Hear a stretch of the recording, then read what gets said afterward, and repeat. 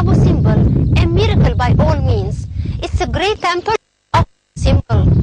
This is the biggest cut-out rock temple in the whole world, and the most wonderful one too. It was built to impress the sudden enemies of Egypt, but the result was that it impressed the whole world, and it continues to amaze the people who come to visit it every day, every single day, especially during the alignment of the sun in 2 days each year, the 22nd of February and 22nd of October. It amazes us till today. Being the center of trade between the northern part of the valley, or Egypt, and the southern part of it, or Sudan, Aswan acquired the attention of the ancient Egyptian pharaohs, who were keen on establishing their power over it and sent military campaigns further south from it to secure Egypt's borders in Lower Nubia. The best proof of that are the monuments left by them and the territory governors and even the Greeks and the Romans throughout the entire Egyptian history. Among the important monuments of the south are the 2 temples of Abu Simbel, which were cut out in the rocks of the mountains by the Nile 280 kilometers south to Aswan. This area was considered sacred at least 500 years before Ramesses II thought of executing this great achievement, for inscriptions that belong to the late Middle Kingdom were found here, in the land of the goddess of Abshig, goddess Hathor. Here, Ramesses II cut out 2 temples, the great one dedicated to God Ra-Hur-Akhti and Amun-Ra and Ptah, and to himself. The smaller one was consecrated to goddess Hathor and to his wife Queen Nefertari in her divine image. According to the traditions of constructing a temple, the foundation panels were placed ahead of it. They're cut out inside niches in the mountain and relieved in sunk reliefs to be best preserved. In these niches, Ramesses records his victories over the Asians and the Africans, and present offerings to Amun-Ra, and purifies with incense God Ra-Hur-Akhti.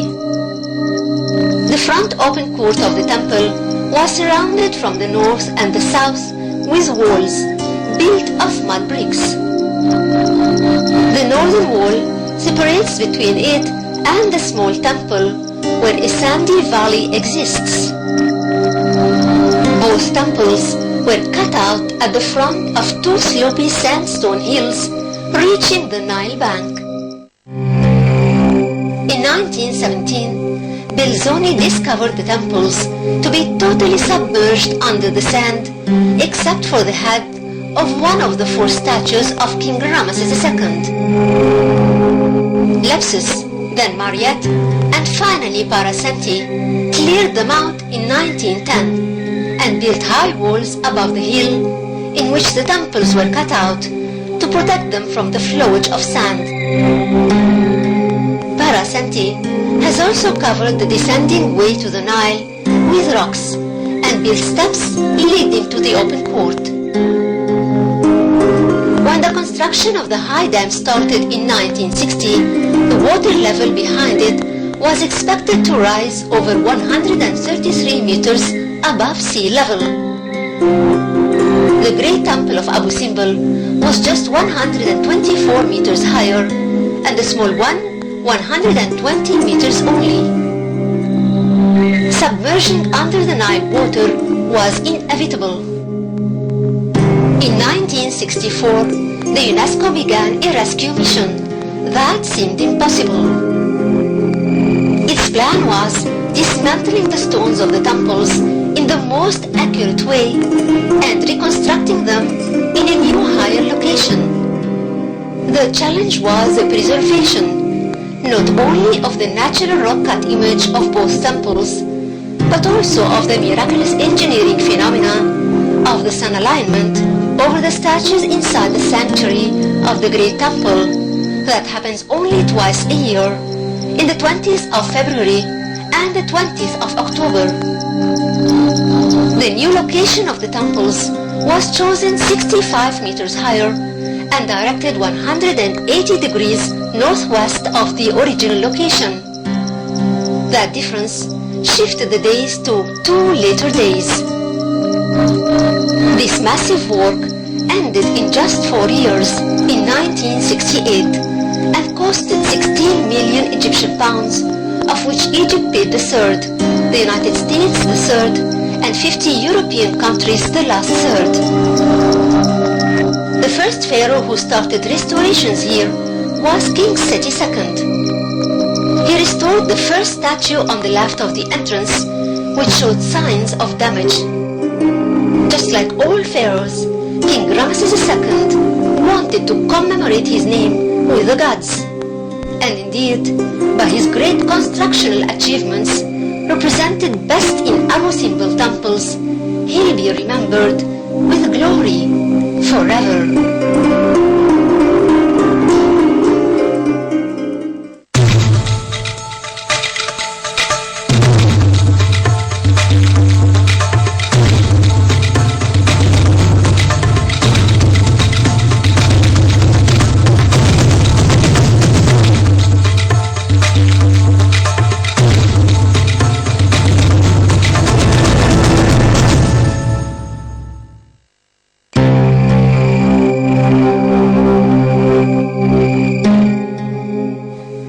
In 1257 BC, Ramses II accomplished the great construction of Abu Simbel Grand Temple, and being totally cut out into the stones, the front part was finished first, which is the facade, with its giant and small statues. The facade of the temple rises to the height of 33 meters. Above the top frieze stand 22 baboons, raising their hands up and cheering for the sun when it rises between the summits of the high mountains stretching along the east bank of the Nile. With such a magnificent view, they wouldn't have been able to sit still. Below the frieze is a cavito cornice decorated with the royal cartouches of Ramses II, surrounded by cobras to protect them. The 4 colossal figures of the king are surrounded by 12 life-sized statues of his family, including 3 princesses and 1 prince, his mother Tui, and his wife Nefertari, who is represented 3 times. There are many manuscripts carved on these giant statues, the most important of which is the one written during the reign of King Pasimatic II between 593 and 588 BC, during the 26th dynasty. It was inscribed over the left leg of the statue on the left side of the entrance. On both sides of the 2 giant statues beside the entrance, there are representations of the captives who were enemies of Egypt. Here, Ramses II records his victories below the giant figures of the Nile god Habi, holding the 2 symbols of the north and south of Egypt, the lily or the lotus and the papyrus flowers, symbolizing that Egypt was united under the reign and power of Ramses II. The captives of the north are on the bottom of the northern statue. They are the Asians. As for the captives of the south, they are on the side of the southern statue, and they are the Africans. Usually the words that show the power of the king are carved on the pylons of the temple, but since there are no pylons here, his victories were recorded inside.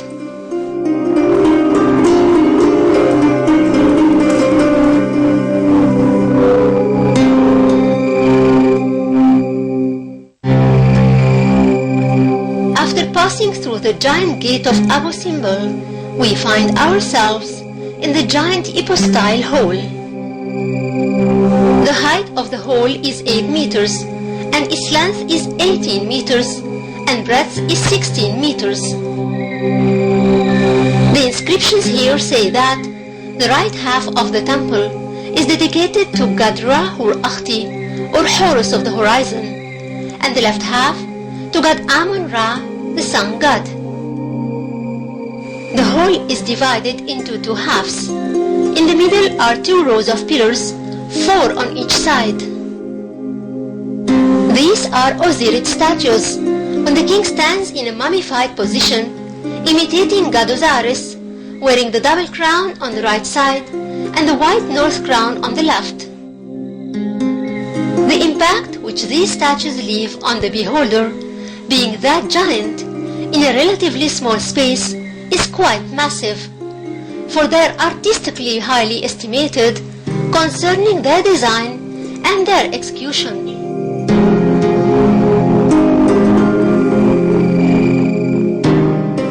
The ceiling is totally painted in the middle with repetitive scenes of the falcon spreading its wings. On both sides are celestial scenes of stars, and they are all colored. On the right side, the king hits the Asian captives in front of God Ra-Hur-Akhti, who hands him the bent sword, symbol of royalty.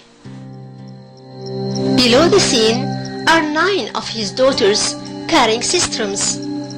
On the left wall, Ramses meets the African enemies in front of God Amun-Ra, and below him 8 of his sons.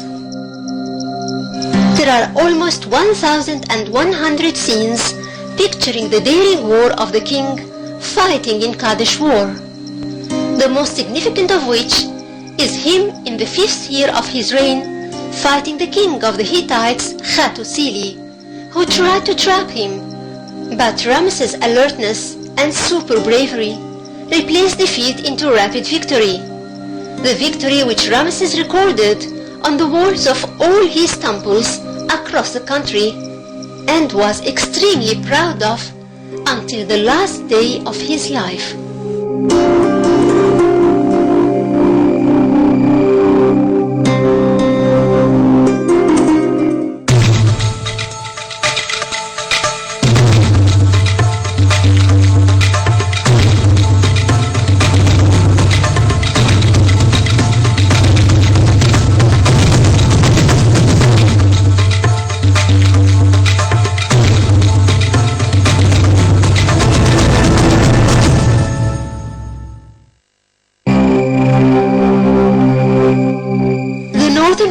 Of the hypostyle hall in the great temple of Abu Simbel is filled with scenes depicting Kadesh war scenes, and they are familiar being carved in King Ramses II other temples like Abydos temple and the temples of the east bank of Luxor and the Ramesseum.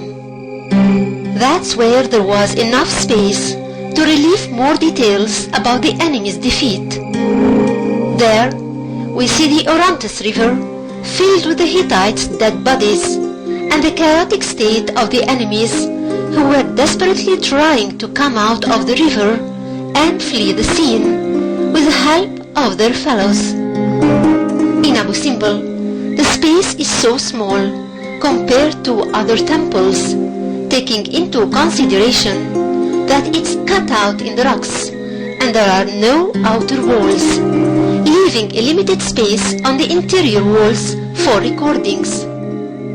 One of the rare war scenes is the one that describes the Egyptian camp of war. The camp is surrounded by walls with gates, guarded all the time by soldiers. Inside the camp, the other soldiers are resting. The scenes show them feeding the horses and fixing the broken wooden tires of the war chariots. The wounded are being tended to and cured.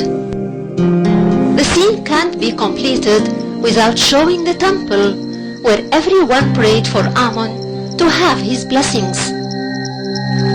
There is a general air of serenity in the camp, for the Egyptian soldiers have full confidence in their leader, King Ramses II, who led them thousands of kilometers to the northeast to establish the Egyptian domination over these lands all the way up to the Orontes River.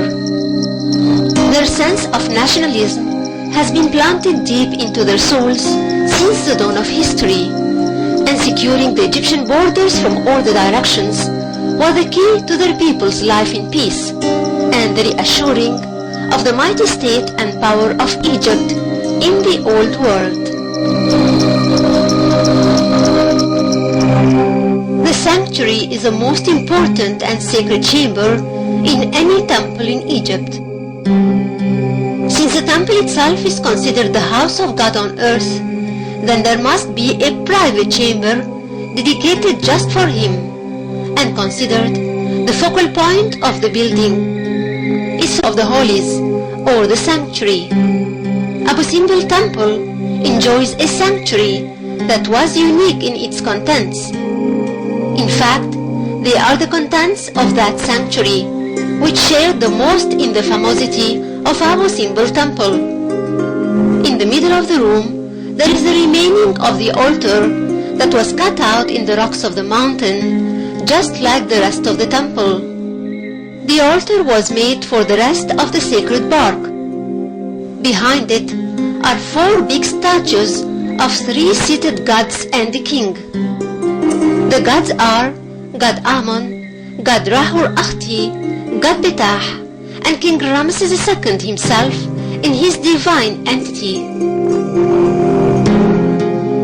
The engineering miracle of Abu Simbel is in the degree of the construction of the temple, which faces the east in a way that allows the rays of the rising sun to penetrate through the door and travels in the exact middle way of the temple, reaching the sanctuary, which lies on one axis with the door.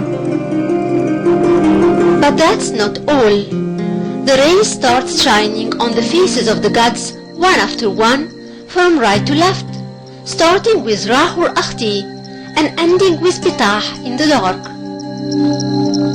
It's quite observed that Ramses is seated right in the middle, beside Amon, the sun god, to whom the temple was consecrated. At sunrise, a splendid halo of dignity and solemnity circulates these statues and make any spectator believe in its magical influence, which is calculated accurately according to the science of astronomy and engineering of the ancient Egyptians, and directed towards a certain angle to let the rays fall on the faces of these 4 statues in rare moments when the power of gods joins between nature and man in the most glorified and noble way.